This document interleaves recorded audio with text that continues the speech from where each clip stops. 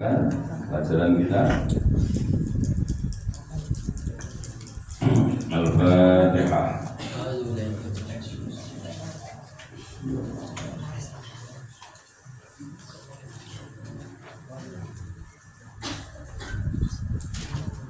Dibuka kitabnya,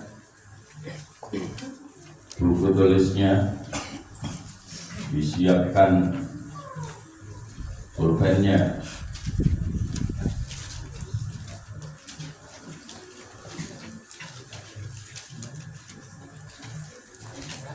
Kita akan mulai masuk ke materi inti. Kemarin Nadom 1 sampai dengan nadom yang keempat itu baru pengantar, baru muqaddimah. Meskipun itu banyak pelajaran yang bisa kita ambil dari sana. Di antaranya yang sudah saya terangkan kemarin, dengan diawalinya nadom ini oleh Syekh Marzuki, beliau mengawali dengan menyebut nama Allah. Maka itu artinya kita diberi pelajaran supaya di dalam memulai segala sesuatu yang baik selalu diawali dengan menyebut nama Allah. Kita baca basmalah, kita baca hamdalah, kita baca sholawat. Sholawat pun tidak sekedar sholawat kepada Nabi, tapi sebisa mungkin bersolawat lengkap untuk keluarga Nabi, untuk sahabat Nabi, untuk orang-orang yang selalu mengikuti Nabi. Itu muqaddimahnya. Sekarang kita akan masuk pada materi inti, dimulai dari bait yang kelima. Dimulai dari bait yang kelima. Kalian baca terlebih dahulu untuk semakin memperlancar dan memudahkan ingatan kalian. Baca Nadom Aqidatul Awwamnya, mulai bait yang pertama sampai bait yang ke-8, seperti yang kemarin sudah kita baca. Baca bersama-sama. Bismillah. Bismillahirrahmanirrahim. Abda'u bismillahirrahmanirrahim. Daimil insani falhamdulillahil qadimil awwali al-akhiril baqi bila tahawuri summa sholatu wassalamu sarmada ala nabi khairin qadwada wa alihi wa sahbihi wa man tabi sabila dinil haqqi ghairu mubtadi wa ba'du fa'amni wujubil ma'rifah min wajibil lillahi isrina sifat Allahu mawjudun qadimun baqi mukhalifun lil khalqi bil islami wa qarimun ghani wa wahidun wa hayyun muridun alimun bi kulli syai' sami'un basirun wa mutakallimun lahu sifatun sabatun takalimu. Ya, kalau saya bandingkan jumlah anak-anak ini, laki-laki dengan perempuan, itu 1:5, tapi suara yang dominan perempuan. Coba diulang lagi, khusus laki-laki. Baca bersama-sama. Bismillah. Bismillahirrahmanirrahim.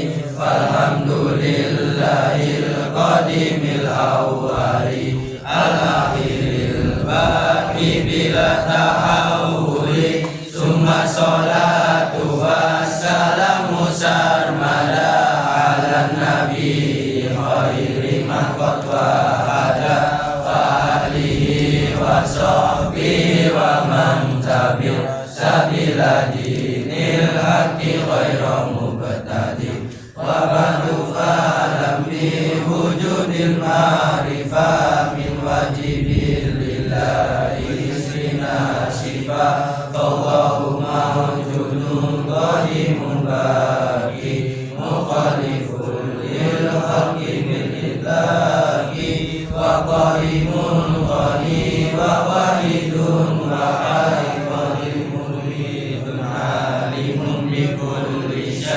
sami'un bil basir wal mutakallimu lahu sifatun sabatun taqdimu. Baik, bisa kamu sebenarnya, cuma semangatnya yang kurang.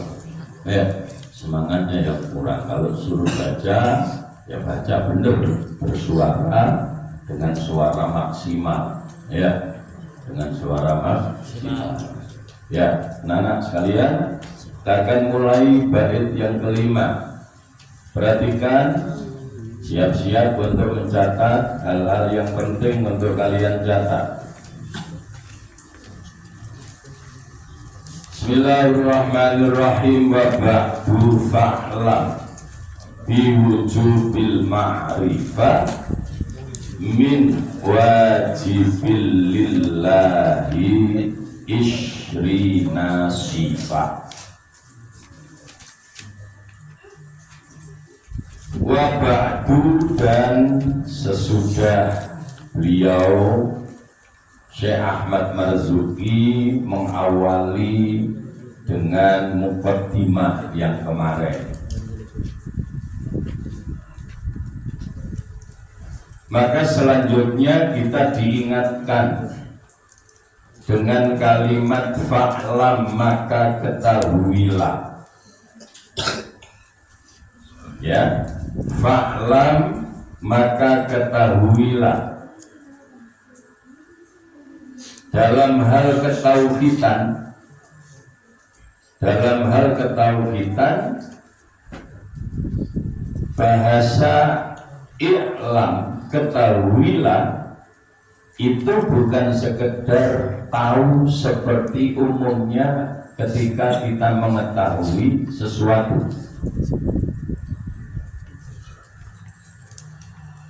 Kalian di jalan raya kemudian melihat ada kecelakaan, ya, sepeda motor ditabrak truk. Nyampe sini kamu ditanya, Dava, tadi tahu nggak ada kecelakaan? Tahu, Pak. Itu tahu hanya sekedar tahu, tapi tidak mengetahui sedalam-dalamnya. Sing kecelakaan sopo, omain di sebabe opo, nggak tahu, ya kan? Tahunya apa? Cuman tahu ada kecelakaan. Dalam hal mengetahui dalam urusan tauhid itu tidak cukup hanya sekedar tahu, seperti kamu tahu ada satu peristiwa di jalan yang berupa kecelakaan tadi. Lalu perintah untuk mengetahui itu kayak apa? Fa'lam, maka ketahuilah dengan penuh keyakinan. Ini bedanya, ya. Jadi kalau dalam urusan tauhid, kita diperintah untuk tahu, itu bukan sekedar tahu, tapi tahu dengan penuh keyakinan, ya. Sehingga apa yang kita ketahui betul-betul kita yakini, bukan sekedar ikut-ikutan, apalagi tahunya cuma sekedar kata orang. Gitu. Tadi di jalan-jalan ada kecelakaan. Iya Pak, betul Pak. Katanya Akbar. Tidak boleh tambahan kalau begitu. Ya. Dalam urusan tauhid kita hanya sekedar ikut-ikutan, itu tidak boleh. Tidak boleh. Kita harus mengetahui dengan penuh keyakinan di dalam hati kita. Segi dieling-eling temenan. Dieling-eling temenan. Ben kowe dadi wong iman iku iman tenanan. Ya, bukan iman cap-capan. Bukan iman ikut-ikutan, tapi iman dengan penuh keyakinan. Makanya kalau bahasa beliau fa'lam, maka ketahuilah. Saya harus ulang-ulang supaya kamu lebih gampang masuk. Fa'lam, maka ketahuilah dengan penuh keyakinan. Apa yang harus kita ketahui? Yang harus diketahui ya adalah hal-hal yang wajib diketahui, yaitu sifat-sifatnya Allah. Makanya fa'lam biwujubil ma'rifah, ya, fa'lam biwujubil ma'rifah, bahwa kita semua ini harus mengetahui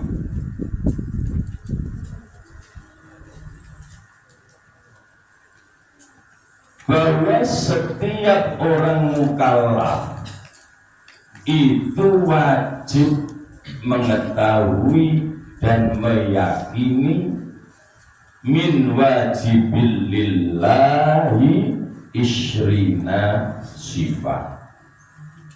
Wajib mengetahui dan meyakini tentang sifat-sifat wajibnya Allah yang jumlahnya 20.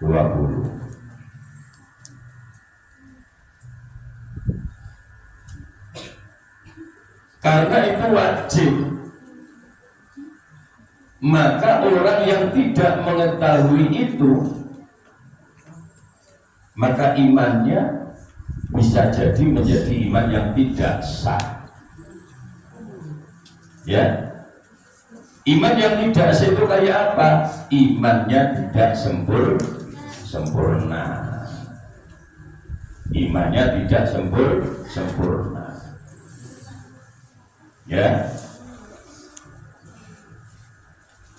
Ada kalimat yang tadi saya sebut bahwa kita wajib mengetahui dengan penuh keyakinan, ya, bahwa setiap orang mukallaf itu wajib mengetahui dan meyakini 20 sifat wajibnya Allah. Seiling taga, orang mukallaf itu siapa?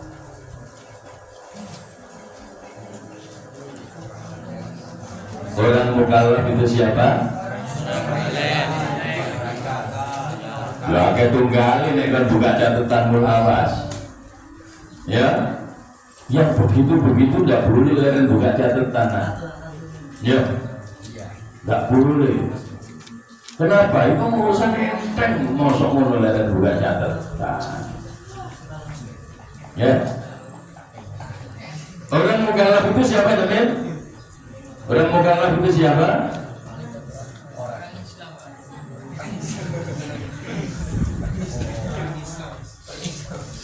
Ya, gak nyambung. Belum balik. Tapi lebih temen saya ya.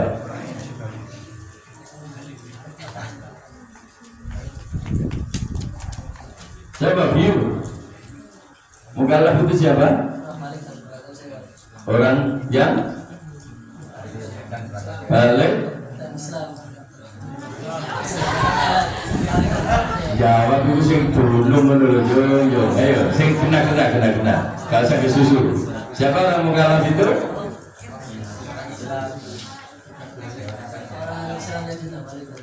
Iya, jadi jawab itu gak usah kesusu.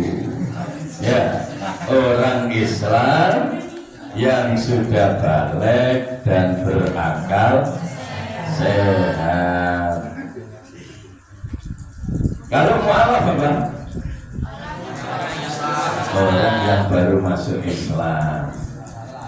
Ya, mulai ojo leren buka buku, mulai kok leren buka buku. Ya. Jadi setiap orang mukallaf, kita semua ini sudah mukallaf. Ya. Apa menyang bahasa menurut ini? Ya. Ya, baru saya kita tambah jujur ngomong wae. Ya. Tetap beli saya ini. Jomblo kan nanti deh.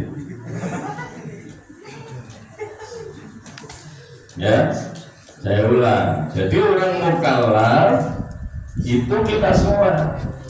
Kenapa? Karena kita semua ini sudah balik, sudah sehat akalnya.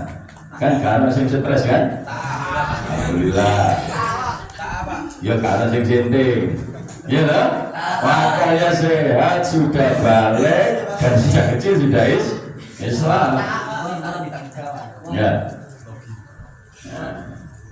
Maka kalian yang sudah terkategori sebagai mukallaf, apa sini punya kewajiban untuk mengetahui dengan penuh keyakinan tentang sifat wajibnya Allah.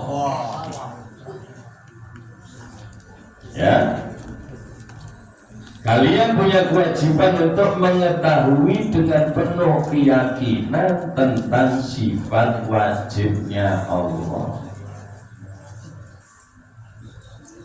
Makanya seperti ini nanti ujiannya harus cermat betul.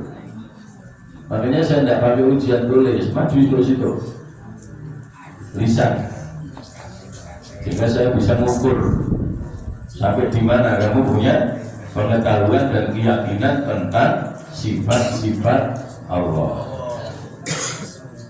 Bapak, aku mau ngomong apa, Pak? Apa? Bos saya. Oh, mentang-mentang kaget, Pak. Belum bisa, jangan tak sawang. Ya. Kayaknya bukan belum mukallaf ya. Apa nih juga saya? Aku gak ngomong, minum sih ngomong. Saja. Kita mau ngomong aja, mesti terang ngomong baik. Mas, ini bukan untuk saya. Saya ulang. Bukan untuk saya. Kenapa? Aku hafal. Ini untuk kamu.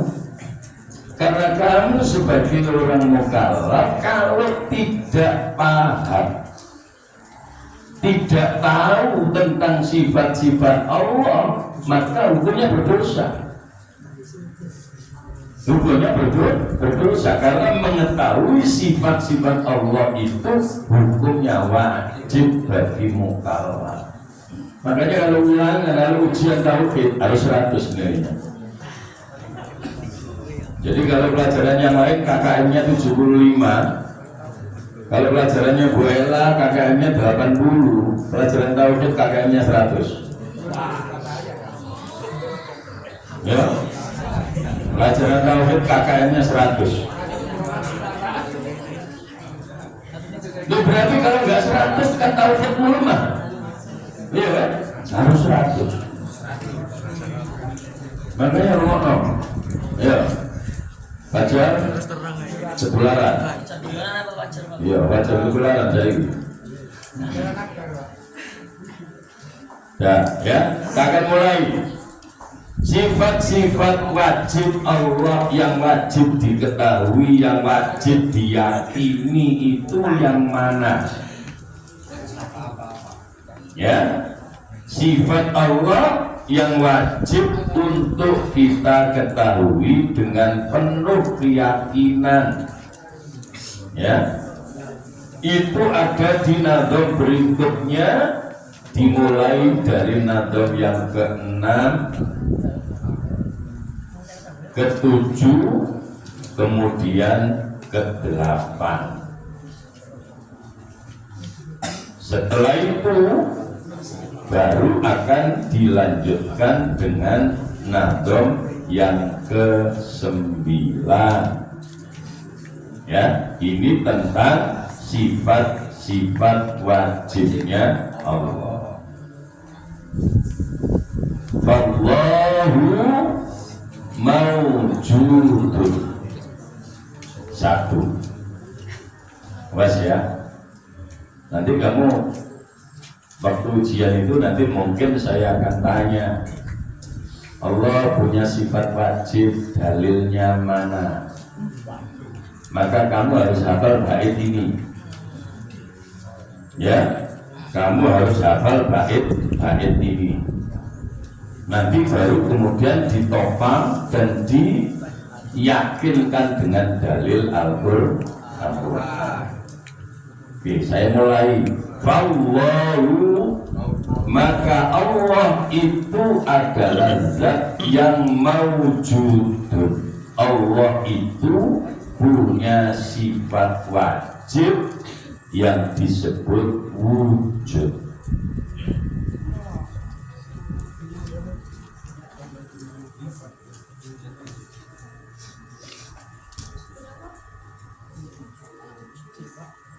Allah itu punya sifat wajib yang disebut wujud. Itu sebagai sifat yang pertama. Sifat yang pertama. Sifat wujud itu adalah sifat nafsiyah.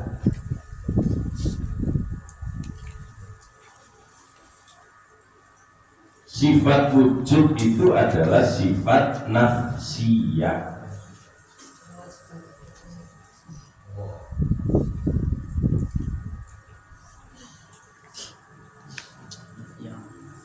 Sifat nafsiyah itu apa? Sifat kedirian.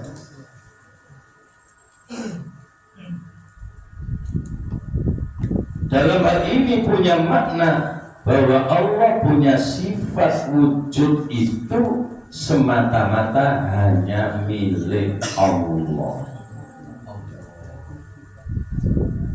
Jadi semata-mata hanya milik Allah.